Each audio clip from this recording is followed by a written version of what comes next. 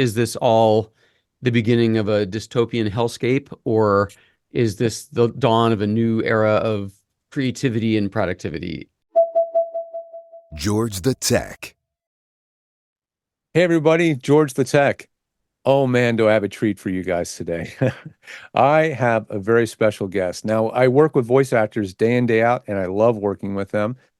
This is a different whole world. This is a person that comes from journalism and media and music. And I'm so proud that he's chosen us to work with him and develop his home studio. And to share his story with us today, I've got David Pogue. How you doing, David? Well, I'm doing well, thank you. Do you mind if I indulge the audience with a real quick, very fastly read bio right from your website? Dive in. Better than you having to do it. David Pogue was the New York Times weekly tech columnist from 2000 to 2013. He's a six-time Emmy winner for his stories on CBS Sunday Morning, a New York Now Times. 7, actually, but who's Seven, counting? because that's out of date. Hey, man, that's awesome. A five-time TED speaker, host of 20 Nova Science specials and PBS, there might be more, a creator and host of the CBS News / Simon & Schuster podcast, Unsung Science. Unsung Science. Say that 5 times fast. That is an awesome show, by the way. Listen to it. He's co-written or written more than 120 books, including dozens in the Missing Manual Tech series, which he created in 1999, 6 books for the Dummies line, including Max, Magic, Opera, and Classical Music, 2 novels, 1 for middle schoolers, his 3 best-selling Pogue's Basic Books of Tips and Shortcuts. I got one on the shelf on tech, money, and life, his how-to guides iPhone Unlocked and Mac Unlocked, and his 2021 magnum opus, How to Prepare for Climate Change. And after graduating summa cum laude from Yale in 1985 with distinction in music, Pogue spent 10 years conducting and arranging Broadway musicals in New York. He has won a Loeb Award for journalism, 2 Webby Awards, and an honorary doctorate in music. He lives with his wife, Nikki, and their blended brood of 5 spectacular children in Connecticut and San Francisco. How you doing, Dave? I need to trim that thing down, don't I? You know what the best thing about bios is when you hear them read out loud, you always think that's the first thing that always comes to mind is, man, I got to trim that thing down. I mean, that's half your show right there. Yeah. So what is your day-to-day now that you're the Unsung Heroes, Unsung Science show is sunsetted, right? Yep. What are you doing with your life now that you don't have that show to produce? Well, I mean, my main gig is CBS Sunday Morning. I do about 35 stories a year for that show, which is on CBS on Sunday mornings. And it's an incredible show, both for the audience and for us, because we get to suggest our own stories, pitch our own stories. I get to write my own stories. I conduct my own interviews.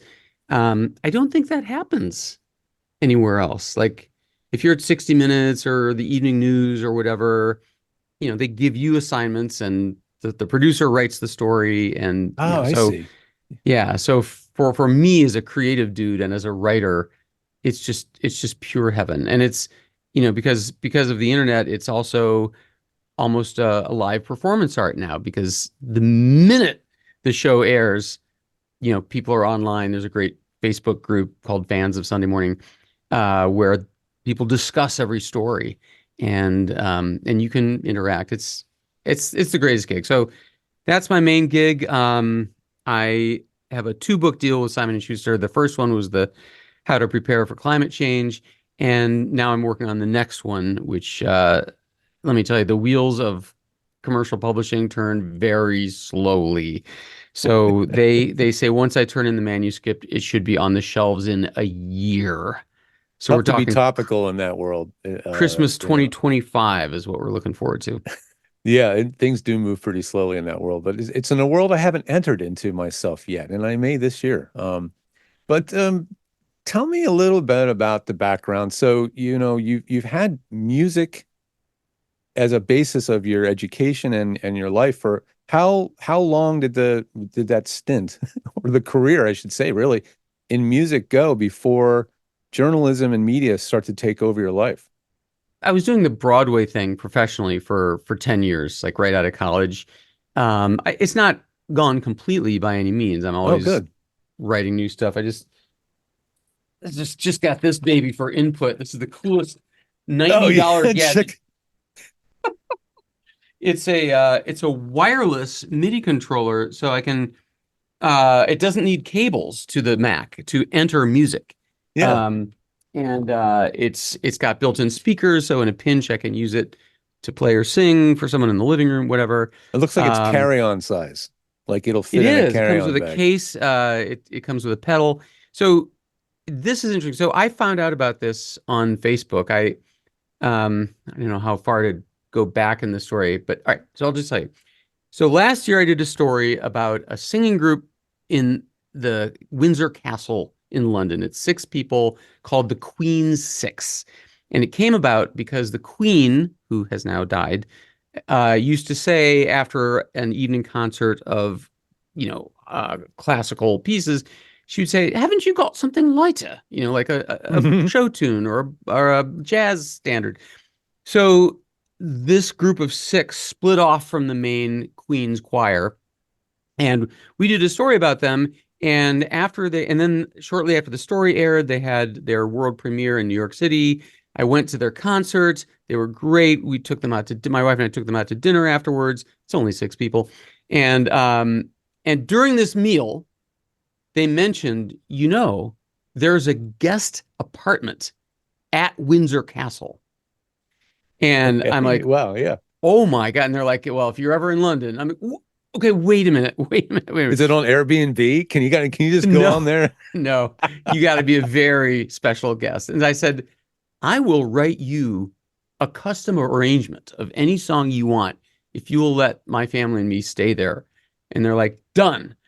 So That's last awesome. summer we went and we stayed in Windsor Castle for 4 days. It was insane. Like you walk by these paramilitary guys with rifles and, Yeah. stop, who are you? Yeah. Um, and so then, I had to pay the piper. I had to write them an arrangement. So it's been a long time since I did any arranging on the Hmm. Mac here. So I went to Facebook and I said, I need a small, lightweight uh, MIDI controller that is a keyboard that enters music into the computer. Yep. Most of them, if they're small and light, they don't make sounds. They're just controllers, and you're supposed Right. to use GarageBand or whatever for the sounds. Or they have built-in speakers and they're giant. They're pianos. Heavy. And like 550 responses to this quest. Um, Later on, you're going to ask me how I found you. And Of guess course, we're what? going to talk That's about that. how I asked my Facebook fans. It's the Yes, greatest. It's the Oracle. It's the it greatest. is.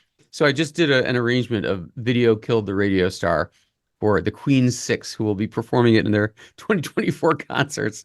And now, That's awesome. So you got to stay in the castle before you delivered the product? I did. I They could have paid you just in advance? disappeared. Yeah. I'm Yeah. impressed. I'm Yeah. It impressed. was No, that's amazing. very cool. So I love that. I love to find out that music is still a big part of your life. That's really awesome. I do have a music degree myself, and I haven't made music a regular part of my life for quite a while. And I still have my trumpet on the shelf up there for the day it will re-inspire me. My daughter's 15 and learning guitar and has learned a lot of other instruments on a basic level. So the music is always there, and it's so important. It really informs how I listen to sound, right? Yeah. And that's, Yeah. I think, and I have all these questions written down, and I'm not probably going to follow the script at all because it's more fun to have a conversation. What was so cool about working with you, other than the fact that you love science and technology and you write about it, is that you are enthusiastic about what we're doing. Um, for many of my clients, they may be enthusiastic, but they're bewildered, they're overwhelmed. They don't want to really understand what's going on. They really kind of want a click this button fix. And I do a Oh, lot I of click see. this button fixes for people, and I do a lot of you were so much more engaged in the process of how do we solve the issues we need to solve for you. And that for me was really awesome. So just to kind of get into it, what is it we needed to solve? So why did we work together? Yeah, so this is kind of a cool story. I have done CBS Sunday Morning for 22 years. 22 years.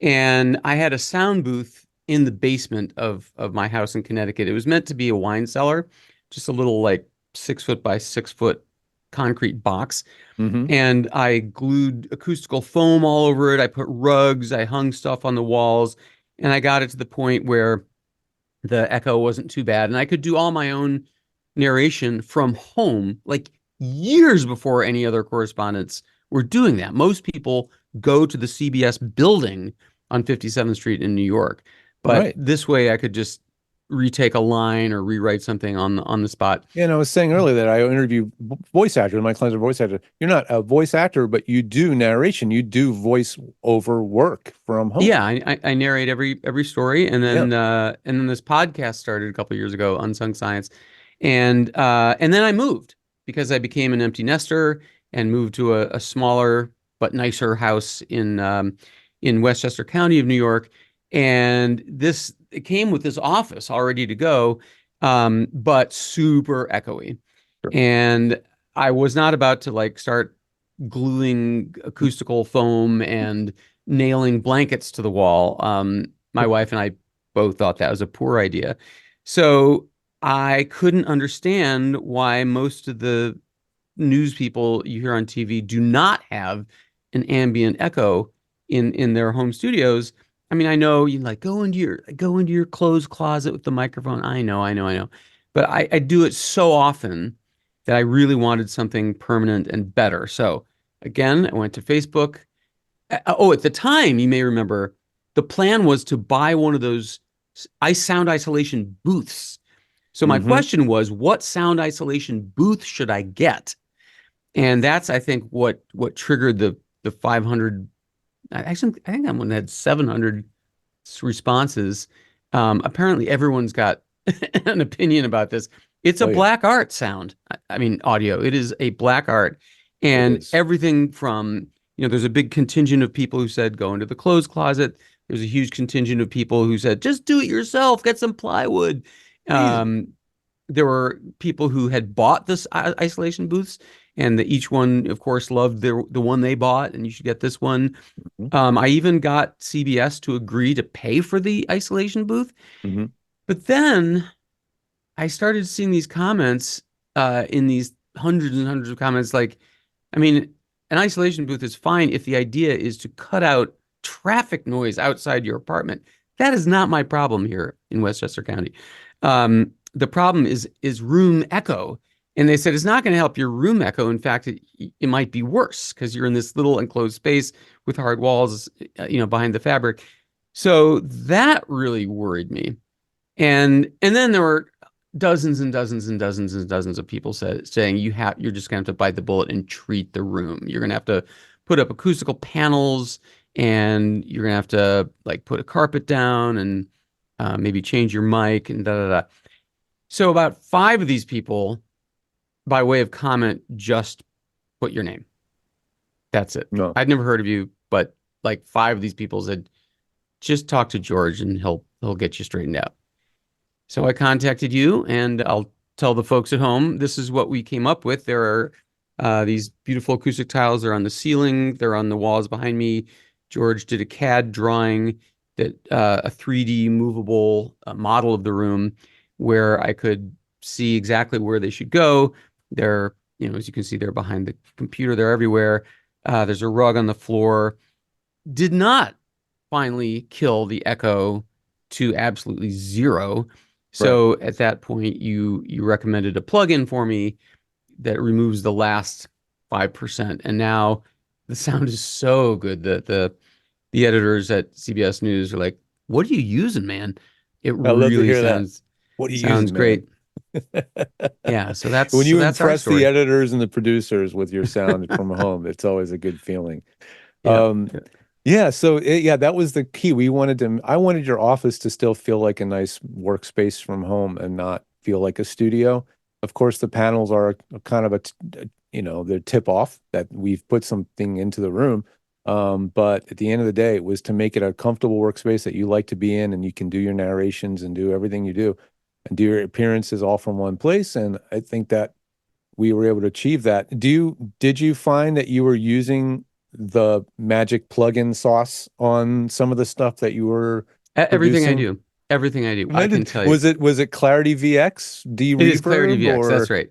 Clarity, yeah, Clarity I actually VXD had we did, yeah. already been using an AI. Hmm. I was using Crumple Pop, which I thought was a miracle already, Yeah, but it did do something to the original signal. It kind of metallized it just a little bit, yeah, even at low settings. yeah. So when you suggested this thing, I was like, okay, dude, I've tried that, but this clarity thing is really so much better. The The one subtlety of problem it. with it, it Hmm. works only in GarageBand and Hmm. not in Final Cut where I do all my Mm, editing. Even if it's pure audio, I still use Final Cut because I'm so used to it, and it's yeah. got plenty of good audio tools. But for some reason, clarity does not work in there. I think I came So up with a very arcane workaround for that, that we maybe at some time maybe we'll try to make that work. that would be cool. Yeah, I did try that. I could Couldn't not get it get to that to work. work. Okay. No. Well, I mean, the bottom line is that the product that you produce is great. And that's something else I wanted to talk about a little bit is I feel like you do have a bit of a drive for perfection. Do you feel like you have a drive for perfection? Is there perfectionism in there? No. I Okay. mean, I want it to be as good as it can be, and I want it to be very me, but at the same time, I work very fast. I mean, Yeah. as you have noted, I do a lot. There's a couple of producers I work with at the show who are themselves sort of run and gun. Let's get. I mean, it's television. It's not it's not, Scorsese. It's not going to be Right. watched 100 times. It's a news story. I mean, I like to think they're really good stories, and we do finesse the editing and the Hmm. language and the interviews. We do spend a lot of work and time, but perfect, Yeah. I'm not Yeah. sure it's justified for something that will be seen once. Yeah. No, but I do know that you do appreciate the quality that you're achieving from your studios. And I have found that in working with people that do have to appear on camera, it's very difficult to get both things great. It's very difficult to get, I mean, because if you listen to shows that are television shows, and I do, I subscribe to, I don't know if you do this, Deborah. Do you subscribe to any podcasts that are podcasts of TV shows?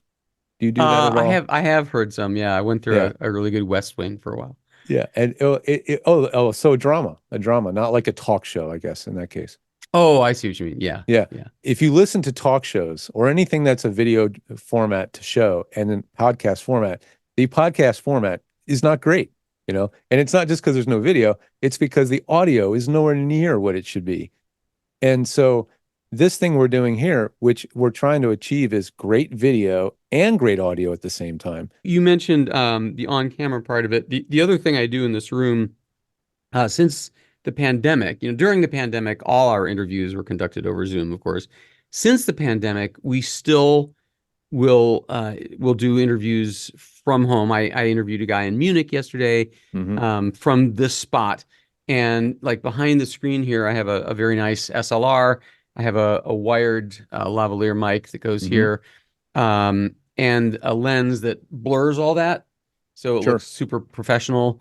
So we're seeing you right now through more of a webcam. Yeah, this is the laptop Right. camera. Yeah. Hmm. But Yeah. all that goes slightly blurry, but you see the gold of that bookcase, Hmm. and Hmm. you can make out the telescope and the Hmm. rocket. And Hmm. so it's interesting about that because, again, this was a blank slate, this house, and I could have done anything I wanted in here.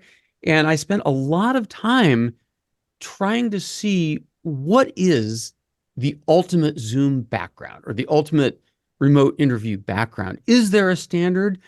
And like no one's figured it out. I mean, look at you. You're very close to the background. There's stuff to read. There's It's stuff stuff. everywhere. So you've gone with the communicate what I do. I see there's electronics, there's books, there's Right. your logo. My Um, brand. Right. but news people like tend to do bookcases.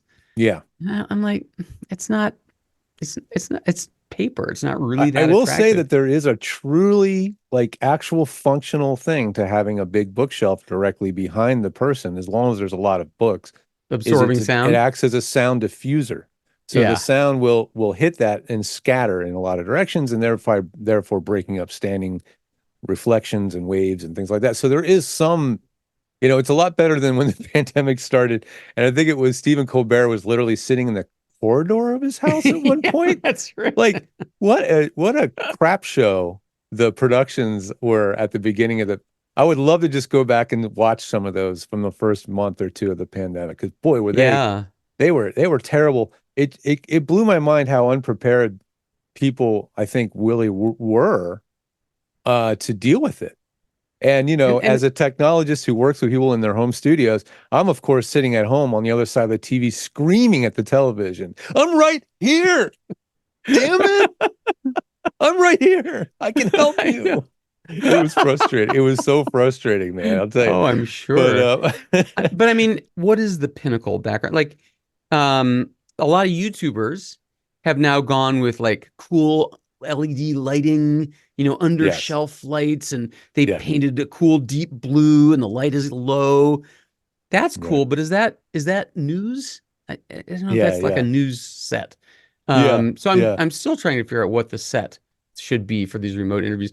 Some of my colleagues on Sunday morning, they shoot from inside their homes. They're like at a desk somewhere, or Mhm. I mean, I've seen open closet doors. I mean, it's like, I don't know if it wants to scream, I'm in my bedroom so much. That was something we were supposed to leave behind in the beginning of the pandemic. Yeah, How that's many right. viral videos were there? There was the wife or nanny with her pants down, pulling the kids out of the frame. That was a famous. Oh, that British guy when his babies came toddling in. Oh my God, that's She, so you funny. could tell she was trying to pull her pants up at the same time while she was. If you've ever wanted to know what it's like to Google something and get zero results, I've found it. It is how to make the perfect remote news interview Zoom background. I mean, there is not a single article or video on what that should be, Well, what you're even going for. I'm going to introduce you to a resource, and you will either run in horror because of the ridiculousness of the depth that these guys go into this stuff, or you will embrace it and actually really find it an amazing resource. But there's an incredible YouTube channel called officehours.global, and it's run by No. Alex Lindsay, and they obsess about all of these topics to a Really? degree that is way beyond even what we're doing. I've They been trying obs to find this. they obsess about everything. I mean, they are the pinnacle of what you can produce using Zoom. You should see that. I mean, it looks like a television show. The quality is incredible, and it's an amazing product. And I've guested on there numerous times. I've paneled there, and it might be right up your alley. It might So have just check changed that my one out. life. That one should check out. Oh my gosh. I want to talk to you for two full freaking hours, and it's just not, I can't, and you can't, and it's just not respectful of your time. Oh, I can't leave you with it. I actually wrote a few very specific questions about everybody's favorite topic, AI. What are some tools in AI or AI based tools that you use in your daily work? Do you use tools every day or just here and there as Yeah, a I'd say so. I mean, as you know, I use that plugin every day. that's an AI That's based that's machine that learning. Clarity VX thing. Yeah, Hmm. it's miraculous. And then sometimes I'll either edit my own stories for Sunday morning, or I will edit chunks of it. For example, I actually have in a room over the garage, I have a green screen, an actual green screen with nice lights and everything. Hmm. And I do a lot of explainery stories where I just did one on, the debt ceiling shutdown thing. And Hmm. to explain things, I have this fake, what looks like a fake, like giant whiteboard screen that I refer to and stuff like that. Hmm. And Meteorologist style, I guess. that's right. And so Yeah. there's a lot of graphics on that screen, and I make them myself. I use, the OpenAI Dolly, and now they've merged Cool. Dolly into ChatGPT. So I use those uh, for illustrations. I use ChatGPT often for ideas, idea generation. What are some good interview questions for a man who, I whatever? exactly that today, and I'm mostly not using it, but it's just nice to have a. Ah, you use It's a that on nice. me, you slacker. I You totally lazy. did, but I wanted to have a framework because I wanted to make sure I'd done some preparation to make me feel like I wasn't just having a conversation. But at the end of the day, the having the conversation part's way more fun. What are some AI things that you refuse to use? Like, I'm just not going there, man. I'm not going to do that.